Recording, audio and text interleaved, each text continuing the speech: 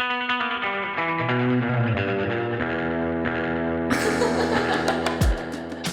to Lost on Ice, the show about the show 20 years later. Today, we're talking about Season 2, Episodes 21 and 22.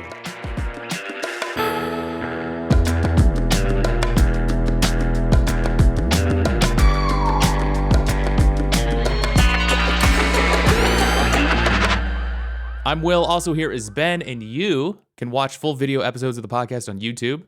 Ben and I also release a bonus hangout show every week that can be found at patreon.com/Dr. Skeleton. All right, Ben. We're nearing the end of season 2, and Lost is back. I'm loving it. I think that this stretch of episodes, specifically the ones that we watched today, contain the best episode of the series so far that we've seen. I think the show's really hit its stride, and I'm gonna throw a minor asterisk at it because of the little inconsistent treatment of the characters that we've been talking about throughout the season is still present, but they're like correcting it, but it makes the whole thing inconsistent in some ways. But Sure. Aside from that, I'm really enjoying this show, and I'm desperate to see the finale. I gotta know what happens. Can you imagine if you lived through this? I mean, you did live through it. You lived through it very oblivious to The show, not events. not the events of the show. Well, I mean, I'm island. always imagining everything, but I'm mostly talking about the show in Okay, the yeah. real world show. I'd be stoked. I'd be stoked to turn on the TV and watch some Lost every week or whatever. Yeah. What day of the week did it show?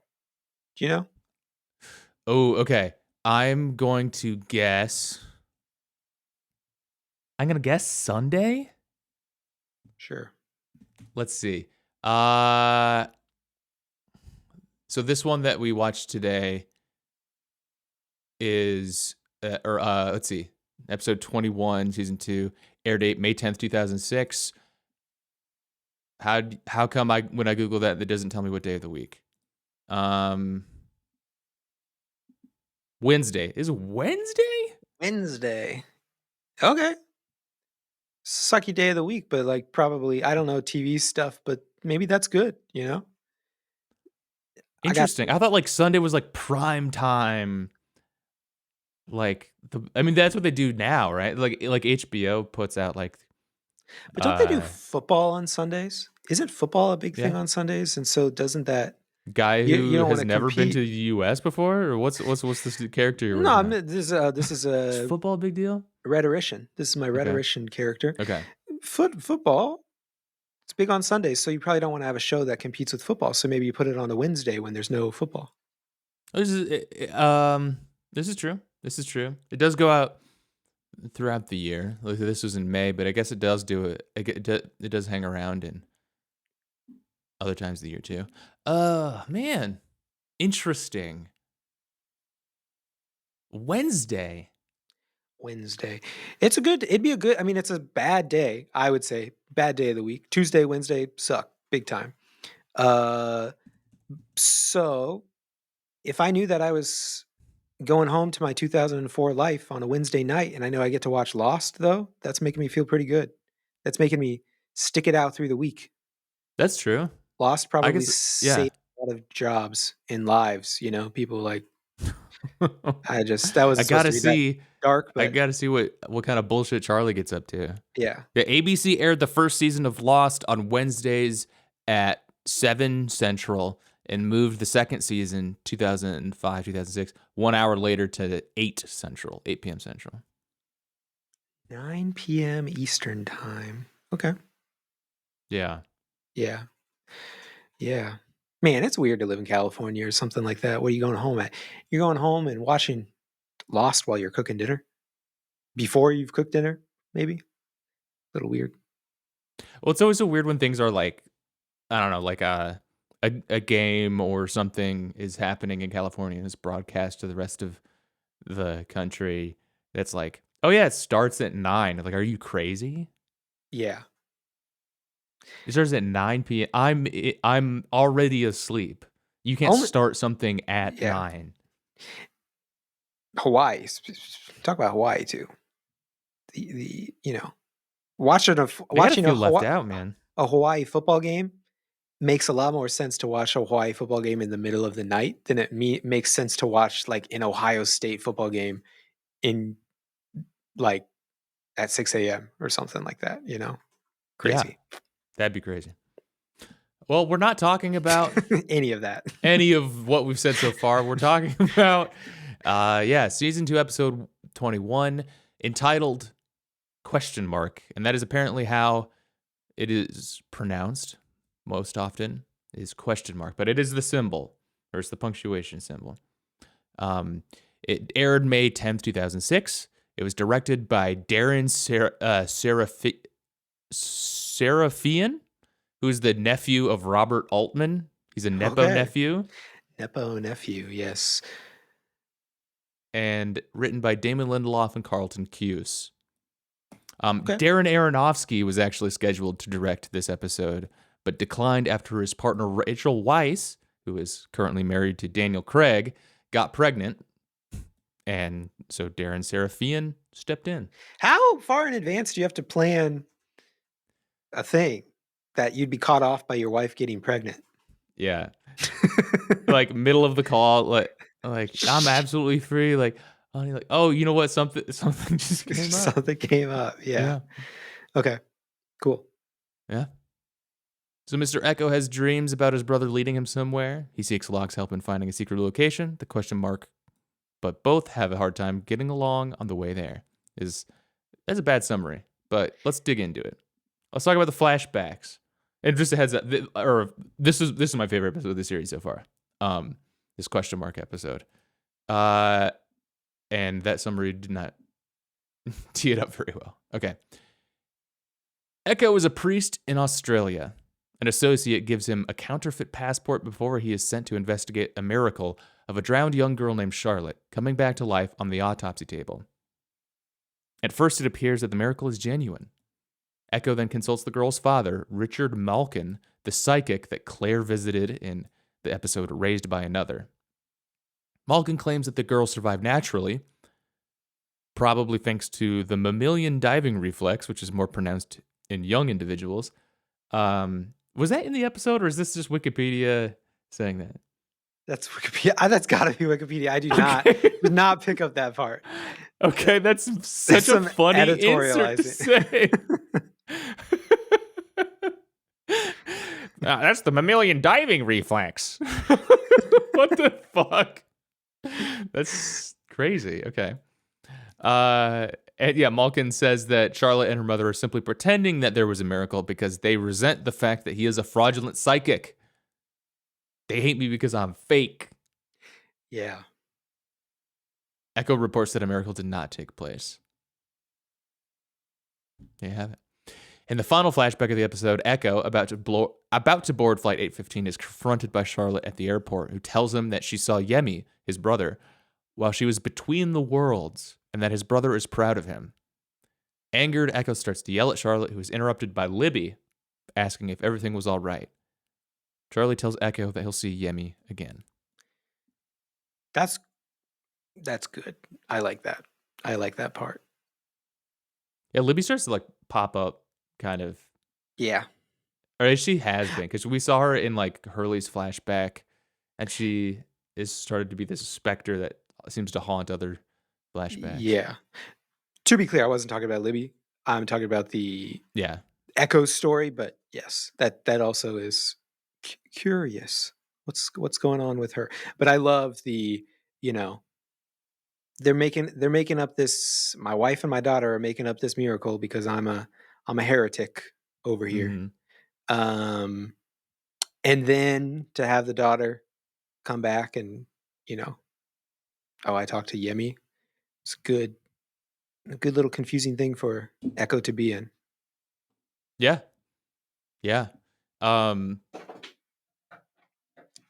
Yeah, what was I gonna say about this? Oh, the autopsy like tape recording, like the coroner or whoever like plays the tape is very disturbing. Yeah. Very disturbing Tape. Fits in with my Halloween movie month for sure. Yeah. Yeah. It is pretty scary. When the show goes to like horror mode, I think it's when I think How it fires on all cylinders when it's in horror mode. how often does that happen in real life? It's got to happen sometimes. Autopsy When on a on real an alive person, an autopsy on an alive person. Yeah, it's gotta like never happen. I'm gonna say that Like it in probably. modern in these days, I bet it like doesn't ever happen. I wonder how far it goes then. I'm not saying that you cut them open necessarily yet. Maybe they don't do that. Maybe they do better checks on that. I feel like that's happened. Open somebody up and you're like, oh shit, this stuff is looking good. This is this person was not dead before, you know? But I bet you get people pronounced dead, you get them into the autopsy room, and the person's like, this guy's not dead. Send this back. I bet that doesn't happen. Human life is so fragile, Ben. Like I feel like when you're, I have no idea. I have no idea. I don't know why I'm arguing this, but like it seems like I mean, if you're not breathing, you're dead, and so like I, That's for a little debatable. bit, Debatable. I mean, right? there's like brain death versus other death Sure. versus Okay. a third kind of death, you know? Fill in the blanks that we all know. But yeah. Ego Okay. death. Yeah. Ego death, yes. I mean, yeah. So I guess like I guess if you know, like you ever look at into any of those like cryo sleep people or not cryo? That's like alien, but like the I cryogenically freezing stuff. I'll be honest, I'm looking at that guy sometimes, that don't die guy, who looks like a The he's like a billionaire guy who billionaire guy. is He's like doing weird 50 years stuff. old. He's like, "Oh, I have the DNA of a 17-year-old or whatever now." Saw something, he's like, "My internal body temperature has lowered like 8 degrees over the past 5 years." That doesn't sound right. And, you also don't look right. Sorry. You're looking Yeah, really weird. he looks bad, and Yeah. yeah, and like yeah, big time freak. Yeah. Um, I but like I guess like at some level though like because the whole like cryogenically freezing stuff is it's just like a punt, right? Where like it's basically like we don't know how to like prolong life now, but we were guessing that in the future we'll be able to do that. And so we're gonna like just try to preserve you basically as much as possible at the point of death, essentially. We're Yeah. the point where like we can't save you now, otherwise we would. But we're gonna freeze you. We're gonna put you on ice and freeze you, and like then like at some point like we're gonna have the technology to be able to like extend your life later. Um, so I guess like if like you take that to be true, that like you know eventually someday technology will just like solve any given problem you could possibly think of. Uh, it's kind of fucked that anyone is ever pronounced dead, right? Like, why didn't anybody ever? Everyone always goes to the freezer. We'll always be able to save somebody at some point. I mean, those things are a good way to get money out of gullible people, I think, right? Because you're just like, give me some money We'll and figure it out at a later. future, worst case scenario, you're dead and you never find out, and I got your money. And best case Yeah. scenario, we kind of figured this out in post production. Yeah. Yeah. I think, but I mean, I do think this is like a good time to mention that we're introducing a new tier on the Patreon that is like we'll freeze you and we will for sure bring you back to life at some point Yeah. for $50 a month only. On the island in a dream, Mr. Echo is chopping wood with his axe on the beach. He has visions of Ana Lucia and his brother, Yemi, saying that he must help John, who has lost his way by having John take him to the question mark. Michael, who had just freed Henry after shooting Ana Lucia, Libby, and his own arm, stumbles out of the hatch, claiming that he had been shot in the arm by a person unknown to him, knowing that the group would think that it was Henry. Sawyer, Kate, and Jack discover the shooting victims. Ana Lucia is dead, and Libby is near death, but not quite dead. Speaking of, I guess, being dead or not. When Michael realizes that Libby is still alive, he is fearful that she will reveal the truth of what actually happened. Jack asks Sawyer for the heroin to make Libby comfortable.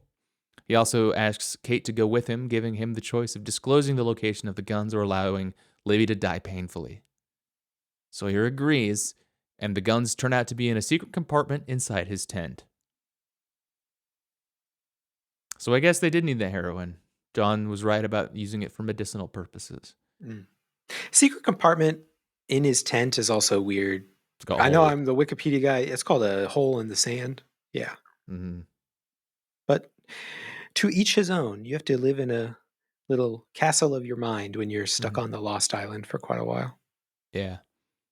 And I think this is so like Sawyer he shows up and like he's like, yeah, I'm gonna do the right thing at this point when it's necessary. And I like his character was that before. Like his character as sort of like laid out in like the first and part of the second season was basically like he's an asshole. He's like he's rude and racist and sexist, or he says rude and racist, sexist things. But like really, when the time comes, he can be relied upon to do the right thing. And then like there was like that one episode in this season where like it's completely turned on its head basically, and he confiscates the guns and holds everybody hostage, whatever, just like upends the social order of the island.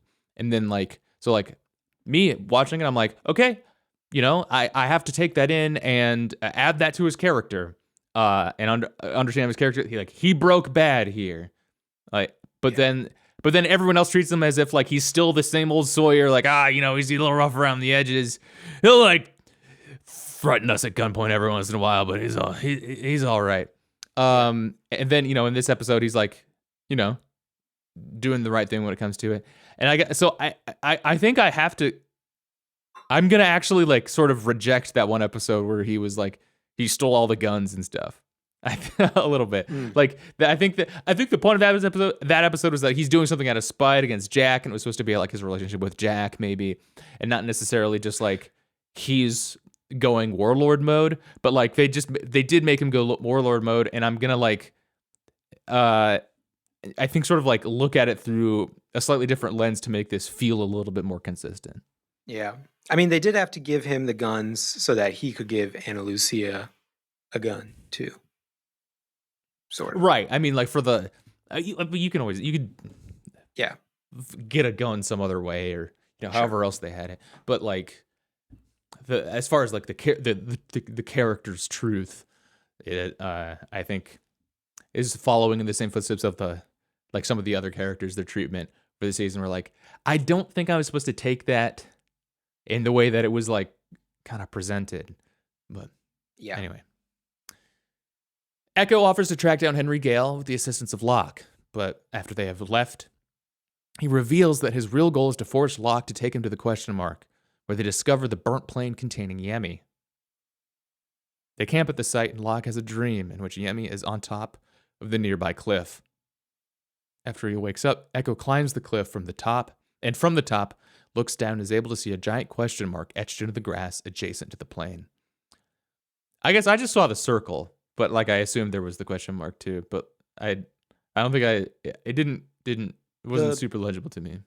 The path is not actually a circle. The path is the top part of the question mark, the little hook, and then there was a dot at the bottom, which is the hole that the plane is on top of.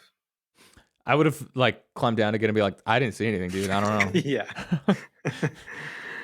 Yeah. I just have to ask my wife to see if she can see anything. She's like, yeah, it's obviously a question mark. It's right there. So yeah, Echo climbs back down and with Locke's help, pushes aside the plane to find a hatch hidden underneath. Inside that hatch, there are chairs, TV monitors, and pneumatic tubes. Locke, new technology. Yeah. Those are fun though. You ever interact with those? Absolutely. They used to have it in my hometown at one of the banks. Actually, probably a lot of banks still do it, but yeah, I liked to go I haven't to the used one bank in forever, but that was the height of technology to me. Very cool. I feel like they had it all in, time. They added in like one of the schools too. I vaguely Oh, remember, which cool. seems awesome as well. Yeah. Man. I have a friend who's a second grade teacher, and she was telling me about what it's like to be teaching second grade these days, and how like how much technology is in the classroom Yeah. now, and versus when like we were in second grade, and if only things had gone the way of pneumatic tubes rather than laptops. I wish we could have built out that infrastructure. I It's still think all paper and stuff, but everything's tubes. okay. Here's my pitch for a pneumatic tube use.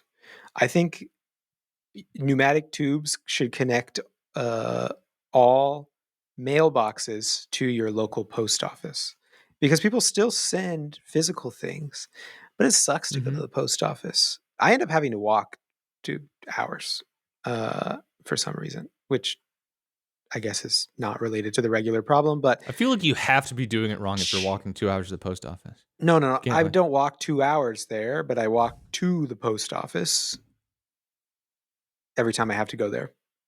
Usually it's something else is going on that causes me to walk, but it happens to be on the day when I have to go to the post office. So anyway, I think we should have a national change in how mailboxes work so that I never have to do that again.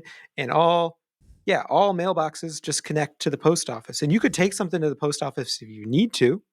You could put it in the post mailbox thing, or no, I guess no, you don't. You put the stuff in the mailbox, it goes through the tube, goes to the post office. That'll take care of like 99% of the mail that most people need to send out anyway. And if you really need to ship a big package out, take it to the post office. You're going to have to do that anyway. does it just not scale well for like transportation purposes? Because like, what if you could just get like, why aren't subways big pneumatic tubes, and can't we be like sucked across the country in such a way? That's a good point. Yeah, don't know. Maybe no one's tried it. You know, they use pneumatic tubes in Logan Lucky, which I rewatched Yes, recently. yes. That's a good use of a pneumatic tube. Maybe that's why they don't do it for terrorism concerns. I mean, I was imagining all of the kinds of things that, like, if you there's something about like you have to show up in person to the post office that's going to prevent you from putting like Dookie in the pneumatic tube all the time. But like you could do that with a toilet, right? You could blow up a sewage system. People could be putting bombs in your toilet, and it just goes into the city Every sewage day, brother, system. have my coffee. I'm dropping a bomb. But people don't, so maybe do that with the pneumatic tubes too. And if your thing's really important, then just take it to the post office. If you don't want it to be possibly blown up in the But in here's the this nobody wants pneumatic tube. their toilet to blow up. You'll still need that. Yeah, but you would still need your pneumatic It has tube. still got skin in the game when it comes to doing terrorism by toilet. Yeah, I guess so. For like more practical recommendations on how to how to do terrorism, visit the Patreon. Okay, Locke places his map in one of the tubes for some reason. I don't know why he did his You wanted to see where it went. but put like a scrap of paper. Not don't do just do like the map, Yeah. and it's swept away. Locke also finds another computer terminal with a command prompt.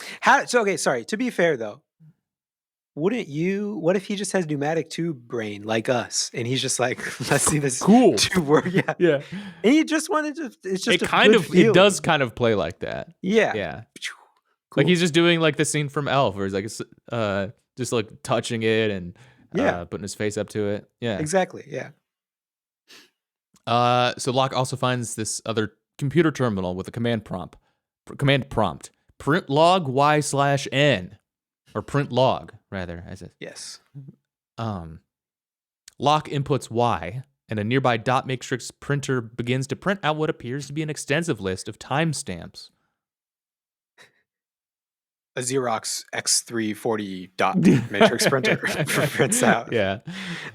Probably due to the mammalian drowning reflex. Echo also finds another orientation movie of the Dharma Initiative from 1980.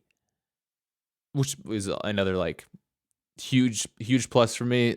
I love the orientation movies. Uh, hallmark of a This great episode. this one's on VCR. It's on the VCR. It's also narrated by Dr. Marvin Candle, now going by the name of Mark Wickmond,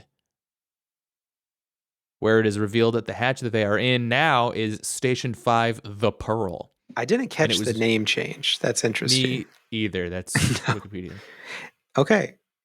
I can guess where it came from because they do pause quite a while on the like the credit thing at Yeah. the end where it's like copyright 1991 in 1981 Mark Hamill. What was the guy's name? Wickmond. He goes from Wickman. Marvin Candle to Mark Wickmond. Dude Mark loves Wickman. fire candle type stuff. Yeah. Okay. So the hatch they're in is Station 5, the Pearl, and it was made to observe the other stations and record how the subjects react to things of great importance.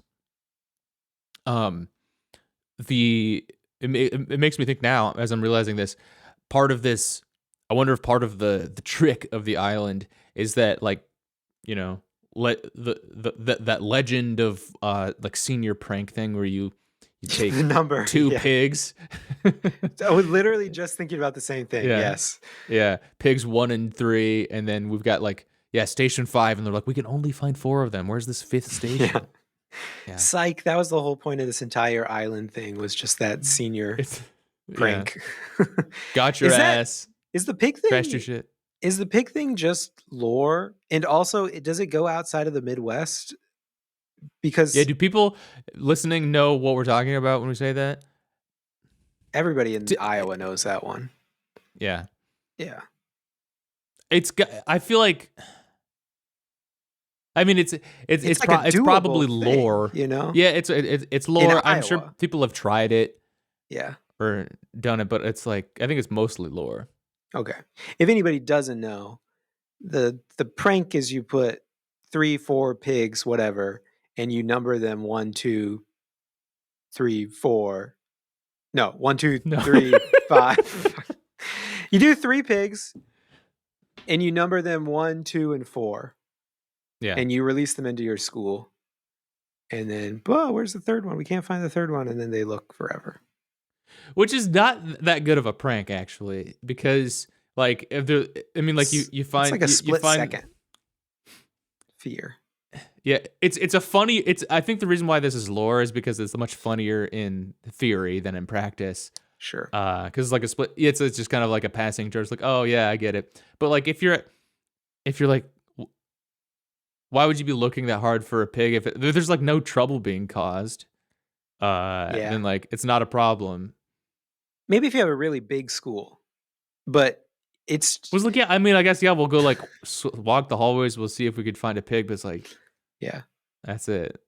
I didn't do any of these, but like salute to, sorry to, on behalf of other people, the janitors of the high school world, because like I feel like most senior pranks are just they're just pranks on the janitors, basically. Yeah. It's Yeah. just like one 70-year-old guy who should have been able to retire, but probably gets treated like shit, and he's chasing a pig in May of Ep- every single year. yeah. Epic prank, you guys. Yeah. Yeah. Poor Mr. Wickman is on his last breath. Yeah. Yeah. Wickman reveals that those in the other hatches are undergoing a psychological experiment and that the pneumatic tubes are used to send information back to the Dharma Initiative. Jack called it right off the bat. Like when he first learned about this, he's like, "This is they're pranking you, bro. Yeah. This is the ultimate. This is the ultimate senior prank. This is a prank. Yeah, crash your shit on an island and blow up the world or whatever." Locke thinks that he's been played a fool, and he does not believe that the button has any more use. It's like this sort of existential, like, crisis that he goes through. Yep. But Mr. Echo believes that pushing the button is highly important, and he will continue to do so if Locke stops. And this was, I don't know, this was just awesome. He's got a great little story, Echo, and it's fun. I gotta say, it's fun to see Locke squirm and lose faith, Yeah. I love it. Yeah, he's like he's such a great character. Locke is, because like the thing that like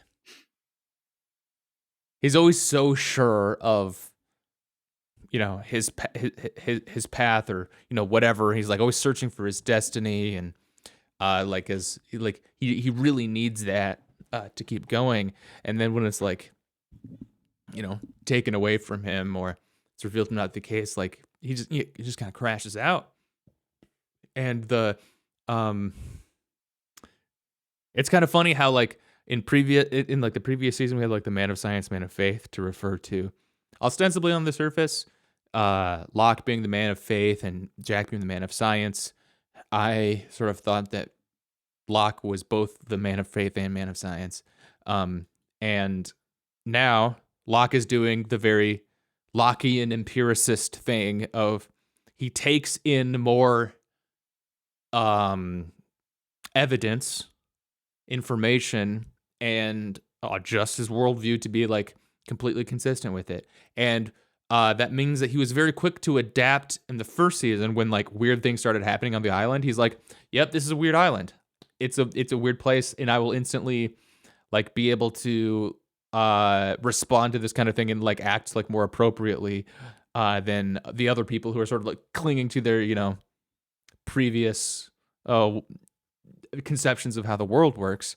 But now, when presented with this further information that like, oh, this was an experiment, like he'll just he does the 180 on the world on the worldview. It's like now it's meaningless, and all of that. And now Echo is the man of faith who is taking that information and acting like not an empiricist, but he's acting like a man of faith. And I think that's just it's such an interesting dynamic. And these are two of the best characters. And they're very similar in a lot of ways. Where like Echo is very independent, like he's just like going to be doing his own thing. Yeah. And Locke is similar to that way. He was more of a team player, but yeah, I don't know, just cool dudes. Let me ask you to slightly bring down the mood, but I do think it's an interesting question. Ask you, do you think that Echo the character is sort of a racist stereotype?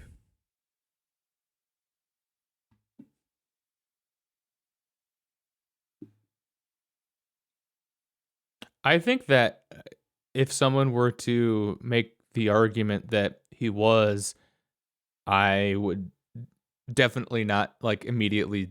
I would listen, and Yeah, I'd sit my white ass I'm down and listen listening. to it. Yeah. Uh, Yeah. eh,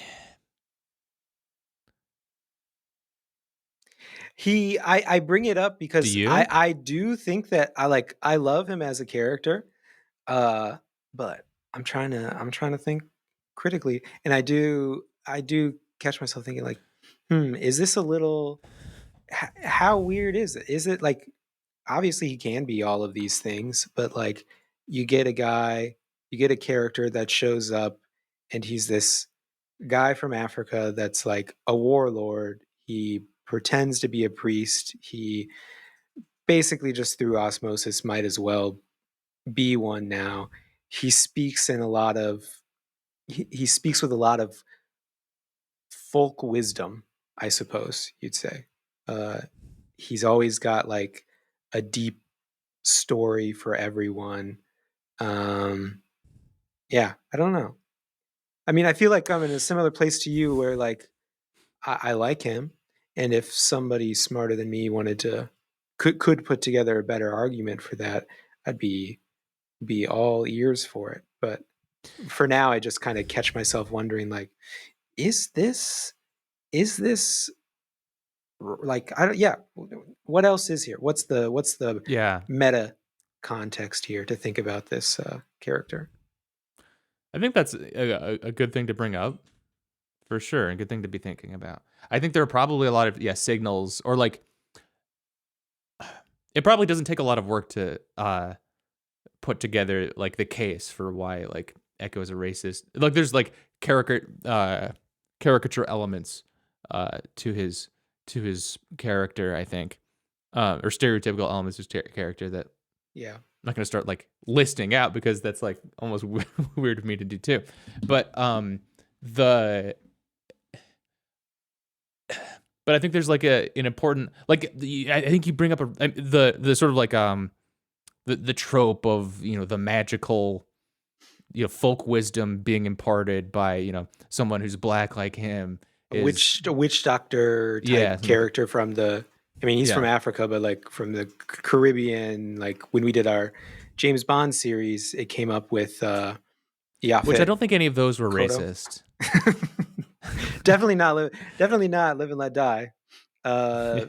yeah, I mean that came up with is his name Yaphet Kotto? Yeah. Yaphet Kotto in Live and Let Die. Yeah. I'd be curious what. Yeah, I'd be super curious to hear other. I think that like I don't know if this necessarily complicates it, but it's something that like um I think that I want to give credit to the writers to uh like I think that they probably are conscious of these kinds of stereotypes and are trying to complicate or play with some of the sort of like tropes of a story. Like that's a lot of what Lost is in a lot of ways. Like it plays with like what mystery means. Like is it this actual just like totally plot based thing?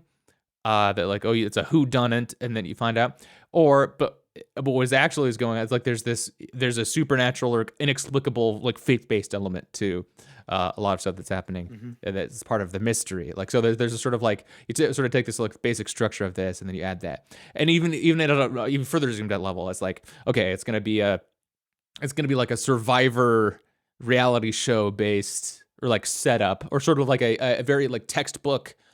Deserted Island is just like this sort of like a setting and a setting and story that is like this cultural thing, and then we're gonna start that and then complicate it by adding some supernatural element to it. And then I think that on the micro level too, that they're trying to do things with like, okay, we see things as they are presented one way, and then we can see it like characters will be one way, and then we see a flashback that complicates it a little bit or adds different flavors to it and stuff. And like so like I feel like I would like to hear another argument this way that like, you know, the writers know what they're doing with this too. And as far as like Echo's character does, and one thing is too is like they could be trying to walk that line and be like, yes, we're aware of this, you know, trope in fiction, and it can be like harmful and you know, it can be racist. But we're trying to complicate it a little bit, and then they can fail at that too, right? Like they could still be intending to be a little bit clever, but not actually manage to get there. That being said, I do think that like how how autonomous Echo is with this is like he's like the most like his own person on the island out of anybody too, though. Yeah. Like so like I wonder if that's like what if like he's not there just to be providing advice to people. Like it's he's on his own quest the whole time. Uh and like it's like everybody else is kind of like the tertiary character to his thing. Like I don't know, is that maybe what the writers were trying to do there? But yeah, that I'm curious what people have to say about that. And someone should make a podcast about this show and look into that kind of thing. So at the Swan, Hurley requests to speak to Libby, and he tearfully apologizes to her for forgetting the blankets. In her dying breath, she says, "Michael," with a look of terror in her eyes. Jack, mistaking her horror as fear for Michael's safety, assures her that Michael is fine. Hurley starts to cry, as does Kate. Sawyer hugs Kate, and she cries in his arms. Locke and Mr. Echo are seen making their way back to the Swan. As the timer starts to sound, the numbers needing to be entered into the computer, The episode ends with Michael in the armory, looking gravely towards the doorway, his plan unfolding. End of the episode. Yep. Kind of crazy to lose two main-ish characters like this. In an episode. I guess we thought we lost them both last episode, and it spread. Ana Lucia died last episode this way. Yeah. I'm giving this a 5 out of 5. Zoe said it was the best episode yet, and I agree. I'll give this one a 4. Yeah. It's a strong one. Yeah. This episode is brought to you by us. Thanks for listening to the podcast. It's a lot of work to put these episodes together, so if you'd like to support us, please consider subscribing to our YouTube channel and our Patreon. Thanks for listening. I was kidding about the terrorism thing earlier. It's not real. It's not what we do. Stop bringing it up. Season 2, episode 22. 3 minutes. Air date May 17th, 2006. Wednesday, as we know. Directed by Stephen Williams. Don't know who's his uncle. John. And it's written by John, probably. Written by Edward Kitsis and Adam Horowitz. This is apparently one of the one of the few episodes that takes place entirely on the island, including flashbacks. Okay. There you have it. Interesting. So speaking of flashbacks, that's where we'll start. 13 days ago, Michael asks Locke for a gun. The Locke cooperates, Michael knocks him unconscious, and then heads to the computer to receive directions on how to find his son, Walt. Michael types, it in my head. Michael types like 10 words per minute, and Walt types like 500 words per minute. It did occur to me, again, I haven't seen the show. I don't know how this goes. It would be kind of a fun reveal that it actually was Walt on the other side. Yeah. Because I think, I'm watching this and he's clearly falling for something. He's falling for a trick. But what if actually Walt just posted up on his computer for some reason? I'm in your area. Come meet me on the north side. Jack arrives unexpectedly. Michael confronts him and locks both him and Locke in the armory before setting off to rescue Walt. En route, he is captured by the others and is taken to another location.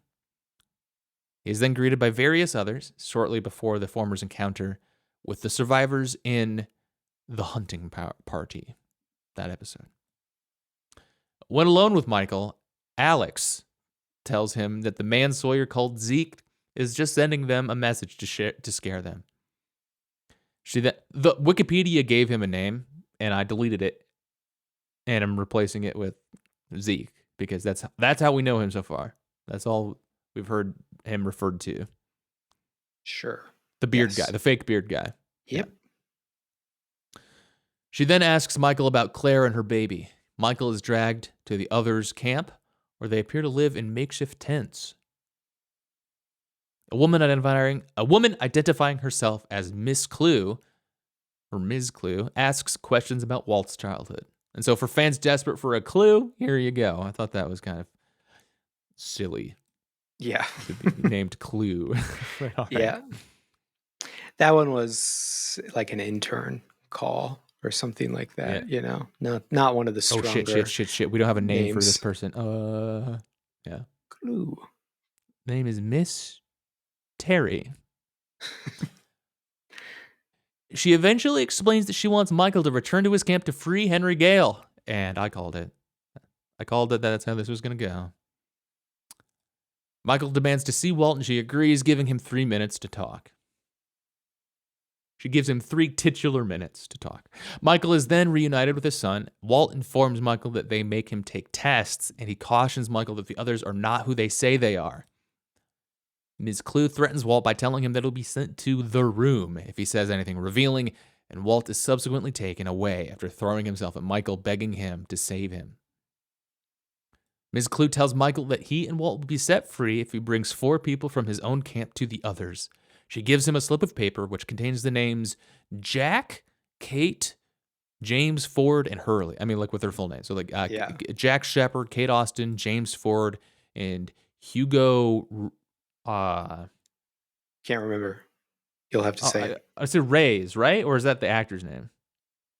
Oh, actually, now I can't. I can't remember. Is it Reyes? It is, yeah, it is. Yeah, it is Reyes. Hugo Reyes, played by Jorge Garcia. Okay. Um, the clue states that Michael must bring his companions back if he's ever to see Walt again. Michael agrees, but also demands that he and Walt are given the boat in return. Big step up. Big little negotiating tactic. How about I get a boat out of this as well? Plus a boat. On the island, Michael debates with the other survivors as to who should accompany him to the other's camp. He does not tell them about his instructions, but insists on limiting the number of the names that were on the paper. When Sawyer informs Mike, does it in the most obvious way the entire time. I gotta say, I know that there's the flashbacks going on. It's pretty clear. It's pretty clear that he's being a little weird. They should have said something was up. I do think that again, Harold Perrineau, the actor who plays Michael, is doing such a good job. He is the only reason this character is like, well, I don't know. He's doing such a good job. This character is,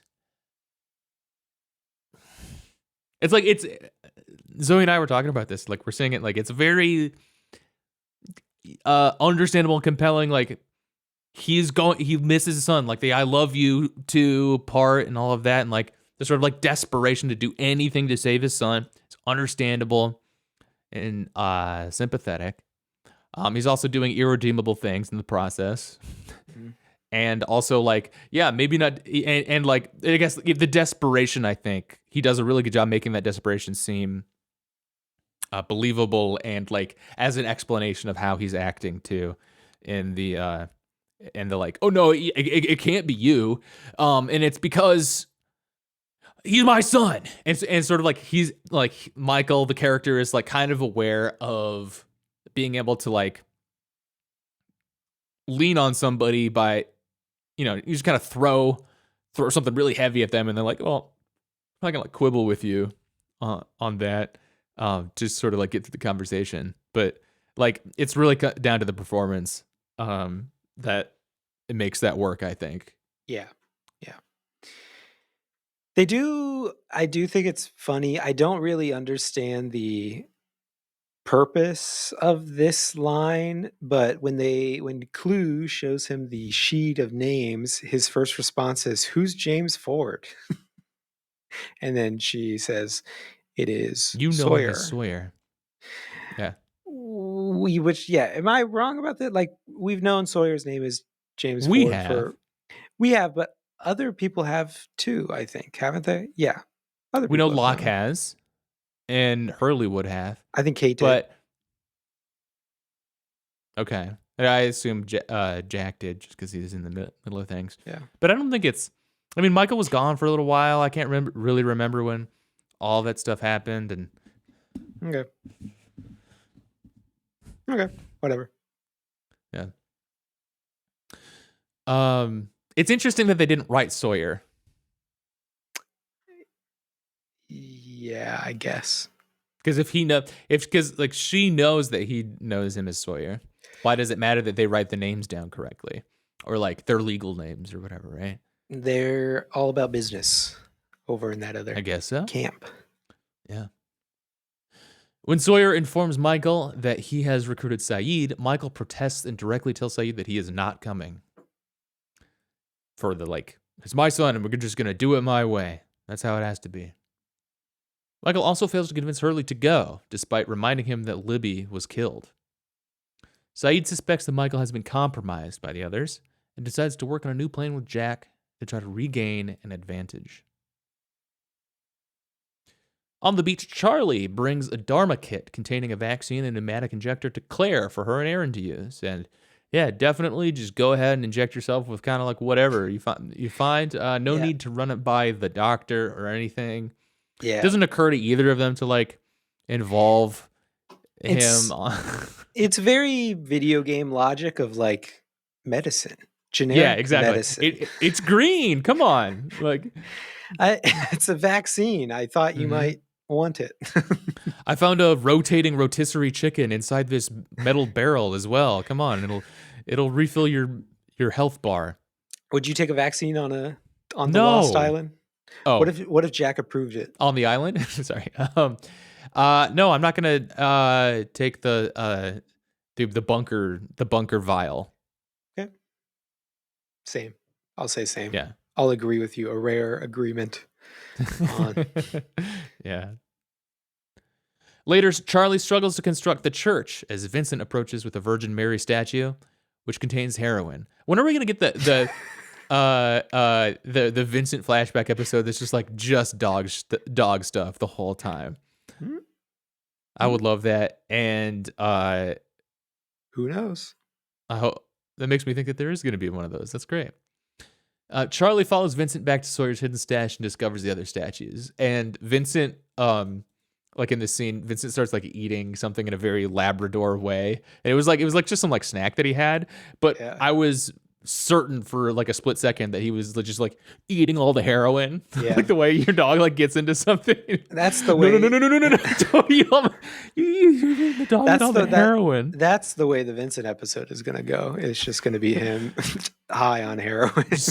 Yeah, it's gonna be one of those like TV depictions of drugs that it's all just sort of like wavy and groovy, man, and psychedelic for even though it's heroin. Yeah. Yeah, that'd be great, man. Yeah. We'll see. Charlie decides to throw all of the statues into the ocean, and Locke observes that Charlie has overcome his demons. Littering. He just observes that he threw the statues into the ocean. They're all okay. I don't have the biggest TV, but I've got a pretty big TV and I'm sitting pretty close to the TV. It looks like they're all floating, which is probably like a production thing because maybe you don't want to litter. But it looked like, maybe I'm wrong, but it looked like every time he threw them in, they would just bob back up to the top and they were all just floating. They're definitely just floating top. back. There's definitely going to wash up in like 10 minutes max. Yeah. Yeah. I definitely thought Vincent was going to run in after it too and like retrieve it. Yeah. During the funeral for Libby and Ana Lucia, while the survivors stand around their graves, Locke cuts away his splints and starts walking without crutches again. After saying a few words about Libby, Hurley tells a visibly relieved Michael that he is going to join his expedition to the others' camp. And at this point, the funeral is interrupted by Sun by suddenly spotting a boat coming towards the island. A boat. But I'm sad that Jack never got to learn that Ana Lucia and his dad were buds and like running around Australia together. And Hurley never got to learn that Libby was in the ward with him. I mean, so there's obviously probably ways that stuff can be revealed, but like I kind of thought that like it kind of made their losses a little bit more. I didn't see that coming at all. That like I thought they were definite. Like Ana Lucia and Jack were definitely gonna have another moment to talk about that stuff. Sure. Secrets possibly dying with them. Yeah. Yeah. I'm going to give this a 4 out of 5. I thought this was a very good setup, ready for the last episode. This boat, who's on the boat? What's going on here? It doesn't seem like a very big boat. Like it's not like a across the ocean to rescue, but interesting. I definitely not a rescue boat. I think you could go across the ocean in that yacht though. Sailing vessel. You could sail in that. To me, I'm just like I've seen too many of those videos where it's like a massive like container ship or like something where it's just like they're in the heavy storm and it's just like hundreds of feet like smashing up and down in like the enormous waves. Or like you need to. I think the only safe vessel to cross the ocean in is like a battleship essentially or something. That's the only way I travel. Interesting. There are children who have circumnavigated the world at this point in sailboats, so you can definitely do it. But I get your point. And they just had to get lucky to not hit a storm. I think it's about being smart, you know? I don't know that it's continuous. They dock places, but they do it all on their own. There's a good documentary called Maiden Voyage about, like, let's say a Dutch girl, maybe she's like Danish or something like that, somewhere around there, who sailed. She circumnavigated the world, and she was maybe like 14, something like that. And it was pretty controversial. There were a couple places where, couple countries where people tried to stop her or whatever. Not like, not like pirate style, but like, as in like, For we're gonna protection stop or, you and send you back because we think this is too young to yeah. do this. But yeah. Anyway, Okay. so you could do it. You could do it. Interesting. I wouldn't get on a boat, even if it was gonna like, even if I was on this island, I would stay on the island until like a ship comes through, until the Titanic rolls by. Because Nice. if there's one boat I know that won't sink, Yeah. it's the Titanic. Yeah. I'd get in it. I'd get Would in you that. get on that I'd get on that. sailboat? I would not have gotten on the raft. I wouldn't want to be on the raft. I would get in the sailboat. Yeah. Interesting. I'd be stoked with the sailboat. Yeah. To be honest.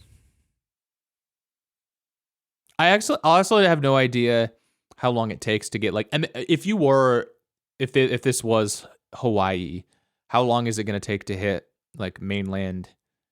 Japan or or Yeah, America, California. or somewhere like how is to me it's like just it takes like months of floating, or like is it going to take like a couple days of sailing?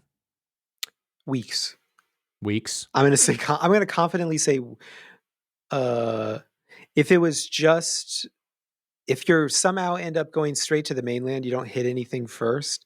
I'm gonna say, in that kind of thing, as an amateur, I'm doing the calculus in my head. Weeks, approximately weeks. Okay. How would you maintain if you didn't have a compass out on the water? How would you maintain heading?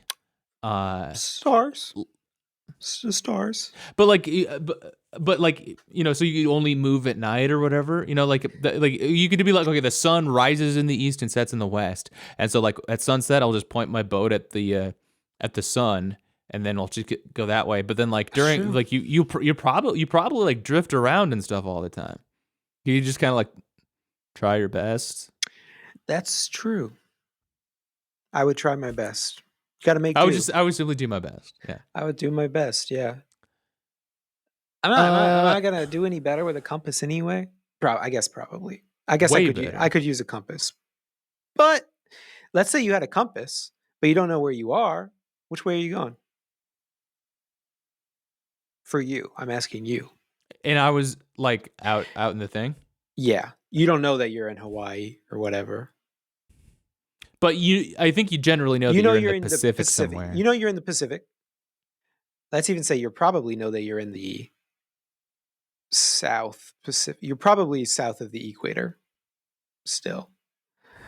But otherwise, yeah. What are you going to do?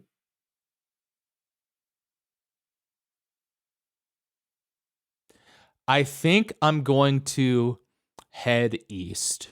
And the reason that I'm going to head east rather than west is because I feel like it's harder to miss both Americas than it is to like. I feel like I would like. I'm gonna run into land. I have a higher chance of running into land sooner if I head east rather than west. I You're feel like I'm worried, gonna miss Australia and and like it's gonna you're going to and go I'm gonna miss India and Indonesia. You're I'm gonna ending up miss in all of that. you're ending They're up small. in They're so small. East Africa. Exactly. I think it's gonna take me way longer to get there. You're going to land Yeah. in, yeah. You're going to go up north. You're going to land in Yemen or something like that.